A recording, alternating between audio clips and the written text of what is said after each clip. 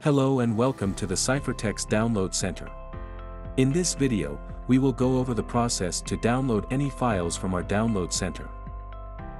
To begin, first select the file that you want to request to download. You will be redirected to a registration form. Please fill out the required fields and submit the form. Note that you will need one of your unit's serial number for one of the required fields. Password should be at least 8 characters in length and should include at least one uppercase letter, one number, and one special character. If you have already registered, sign in on the left side of the registration form with your credentials. Once you have submitted the form, please allow 24 hours for us to approve the registration as well as the request to download.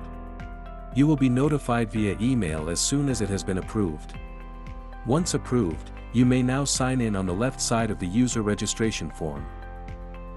Once you are logged in, you will see your user dashboard along with the files that you had requested to download. Click the Generate Download Link button. The files you requested should now be downloading. If there are any issues during this process, please feel free to email us for further assistance.